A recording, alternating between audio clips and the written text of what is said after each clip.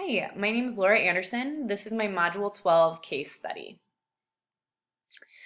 So section 1 is to summarize the case. In the town of St. Regis, funding for the school is pretty tight. Most of the money comes from in-town fundraisers.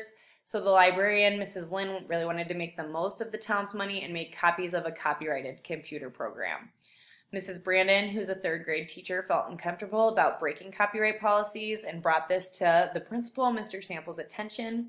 He then informed the librarian that this was a breach of copyright, and she stated, but we need to save money and do what's best for the children, and that the PTA president was really hoping that they could do this and save money and still provide these programs for all the kids. Mr. Sample really wants the small town to accept him in his leadership. So I think that's where the difficulty in this decision would come from, as the PTA is excited and the school, most of the teachers are excited about it as well. So the legal information that comes into play is that making copies of this program breaks copyright law. It's a breach in contract with whoever their publisher is. And secondly, serious consequences could occur if the publisher finds out about the breach of copyright, such as a lawsuit. Ethical information. First of all, it's wrong to steal someone else's work without paying for it. We would be really upset if any of our students plagiarized or took someone else's work and said that it was theirs.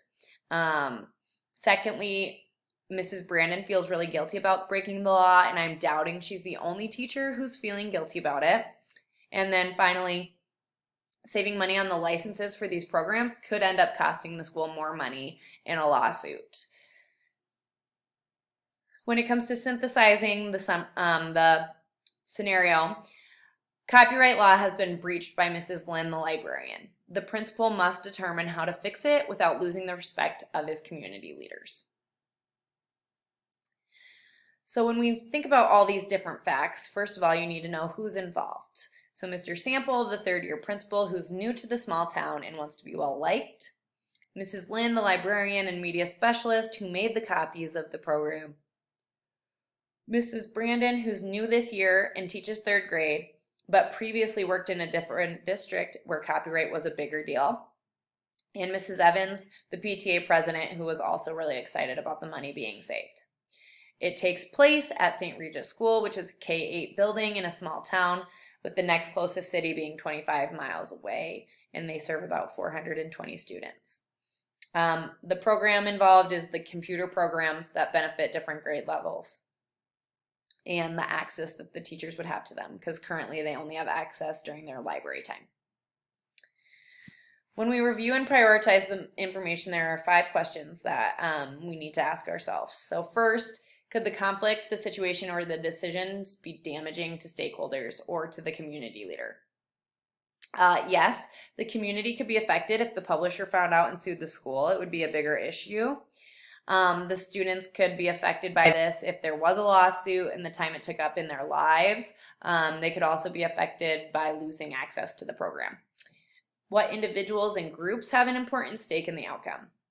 Mrs. Lynn could be affected. She could lose her job if this breach of copyright law was treated in that way. Mr. Sample could lose the respect of the community over not wanting to save money, or he could be disciplined or fired if there is a lawsuit. And finally, Mrs. Brandon will probably have some issues with other teachers in the building who wanted copies of the program. She was pretty nervous to come forward and state her opinion on the use of the flash drives. Third question, have all of the relevant stakeholders been consulted? I'm not sure if they have. I believe the principal should inform the superintendent and also the school board. I think that together they should evaluate, communicate about, and advocate for ethical and legal decisions. I would encourage them to get together and create policies about copyright and to have an informational meeting / training session with the staff. 4, can I learn more about the situation? Yeah, I would like to know more about the policies in place at the school. As of right now, I'm assuming that there are no policies in place since they weren't discussed. So I think that if there were policies, knowing them would make the decision a lot easier on what to do. So if there aren't any, we need to be creating them. So do I know enough to make a decision? I believe that I have enough information to make my decision, but my decision will be loosely based on the understanding that there is not a current policy in place. So there are 3 options I think that are possible here, and then I have their possible consequences as well. So first of all, the principal could do nothing and allow the copying of the copyrighted materials. I would feel guilty about knowingly breaking copyright law if I did this, and I could have a potential lawsuit on my hands if the publisher found out. I also would probably be making Mrs. Brandon really uncomfortable. Option number 2 would be to confiscate all flash drives, have a meeting with the staff. Some consequences of that would just be losing the respect of some of my staff since they really wanted those programs. They would be upset about not saving the district money, and I know small town politics could result in me losing my job if the community was really upset about this decision, and students wouldn't have as much access to the programs if they didn't have them in their classroom as well as the library. My third option would be to ask for the flash drives back and explain the law, create policies and put them into place, and have trainings over the copyrighted law. So I still have some staff that would be upset. However, I hope they would understand the legality of the situation. I know I would still be losing the district money, but I think it would be a good idea to just possibly brainstorm some ideas on how we could fundraise more money so that we could get more of these programs. Maybe consider writing a grant to help us receive financial aid as well.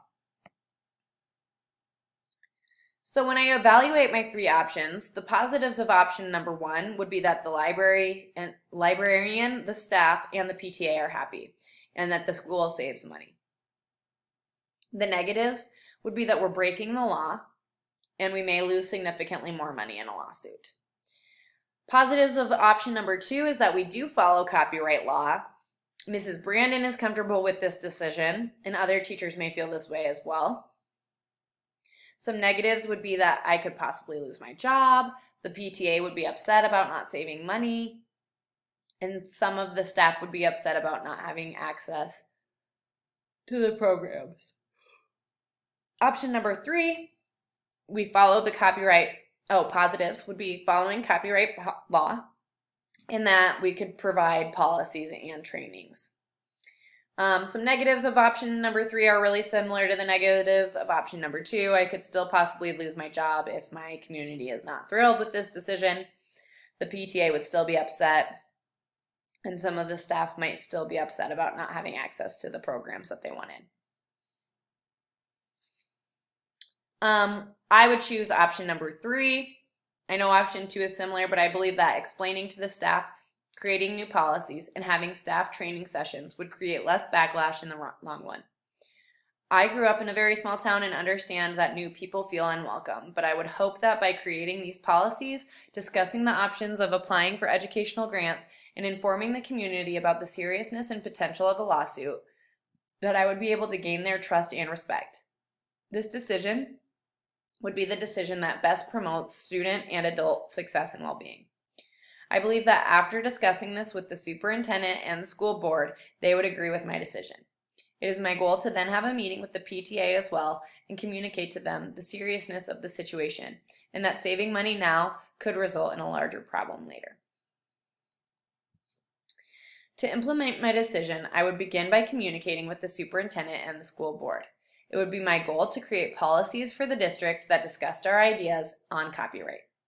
After creating these policies, I would have a staff meeting in which I would discuss our copyright policy and ask for the flash drives to be returned as soon as possible. I would then implement a training session for the staff on the new policies we have. I would use the scenarios that we were provided at the beginning of this course to help them determine the correct use of copyrighted material. I think that oftentimes we are unsure of what is copyrighted and what is a breach of copyright until we look through some different scenarios. Those scenarios would really help in the training of my staff in helping them to understand if they were doing the right thing or not. In reflection of this assignment, I was able to analyze the information provided in a clear and concise way.